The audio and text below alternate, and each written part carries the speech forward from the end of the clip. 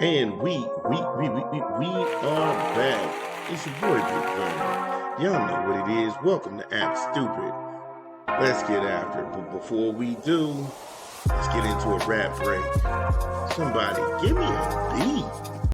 What up, what up? It's your boy Big Vern. And we pushing another rap album this month. Light Years, Nas and DJ Premier in stores now. Get it where you legally consume music, whether it's Apple Music, Google Play, or Spotify. My personal favorite on the track is My Life is Real. Ooh, yeah, My Life is Real. Get Ready. Get Ready is dope. That backspin they put in there, New York State of Mind Part 3 to Billy Joe. Oh my God. If you would have told me in 2025, we would have been still talking about a Nas album. Come on. Madman, Writers. Writers is really a salute to the graffiti artists of yesteryear and right now. And either continent. It is dope. It is dope. Son, Young Kings, it's time. My story, your story. AZ and Nas still got it. I think when you go and look at the duos of hip hop, whether it be Method Man, Redman, whether it be Eminem and Royce the 5'9", AZ and Nas is in that category too. You know, Styles P, Jada, man, come on. Junkie and Third Childhood. Yo, Light Years by Nas and DJ Premier in stores now. Yo, shout out to Nas and DJ Premier doing their thing. Light Years is a dope LP. So make sure you go ahead and check that out. But last night, there was a boxing match that happened. I know everything was going crazy. The Birds is going crazy. This boxing match was crazy. You had upsets, Wisconsin upsets, Michigan at home, and then Duke is fighting to survive against SMU. Then on top of that, you just sitting there like, oh my God, Florida knocks off Tennessee. There was so much parity going on all over the place. But I got to go ahead and just draw in on this one because Subriel Matias, or Matias, is that how you pronounce it or whatever? He was able to go ahead and gain some sort of traction because of the Devin Haney haters. Yeah, this dude, because they kept trying to go ahead and link his name to Devin. That was them trying to go ahead and say this guy was a boogeyman. That was a bold-faced lie. There was no boogeyman at all. Now, he's such a one-dimensional fighter. He doesn't have great feet. He has no jab at all. His defense is suspect. He eats way too many punches, and he gives people clean shots. He'll take a shot to go ahead and give you his shot. The interim WBC strap, that was on the line, and it was his for the taking. This was a pro Puerto Rican crowd or Dominican crowd or whatever they strung together. And I don't know Dalton Smith from a can of paint. And that's not me dissing him or anything like that. I mean, he's just at best, he at times is a UK domestic level fighter. That's not a bad thing.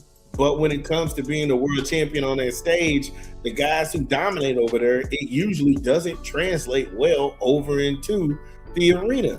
I get it. That's cool. Ain't nothing wrong to say about that.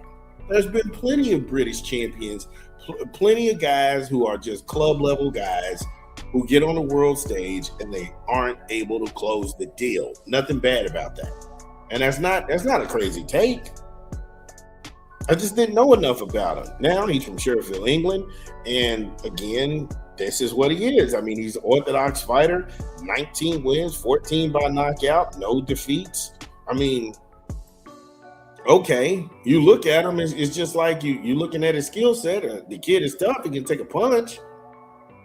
But again, if you were going to go ahead and look at Subriel, and this whole boogeyman moniker people fed him, I'm like, how's he the boogeyman? He's scared to come outside. How is he the boogeyman and he's scared to come outside? The dude sat in the pocket and traded him, and he was getting caught clean. He was getting caught flush. He was getting caught flush with every shot that was out there. And Smith, not only was he catching them clean, he was also catching them with counters. And he threw punches and bunches. As Matias, he was just throwing one shot at a time.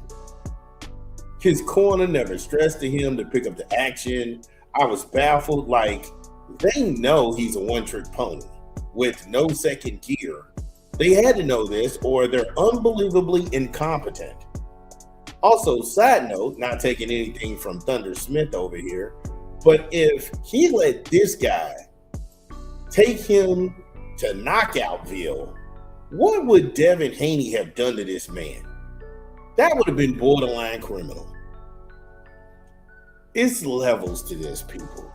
Just because somebody calls out Devin Haney and they attach their name to him trying to build their profile, that doesn't make them the heir apparent. He stood in the pocket and played Rock'em Sock'em Robots, and nobody this morning is saying this man is ass. Nobody is saying this man is trash. Nobody is saying Subriel Matias lost the most winnable fight of his career had he just had a jab, had he had some feet.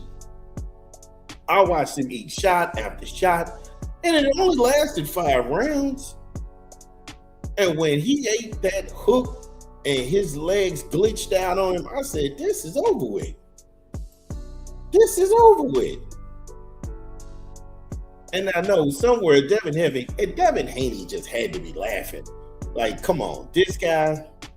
It was almost like those diss records when Joey Badass was taking on Reasons and all them other guys out there, and he was just making diss records, and he said I think the phrase he said, now I'm hearing something about some guy named Ass Cheeks. He didn't know any of these guys. And that's how I feel about Devin Haney. The moment that you say Devin Haney, everybody starts to invite you on their platform. Everybody starts to sit up here and say, oh, you gonna knock him out. You gonna kill him. Come on, bro. Stop doing that.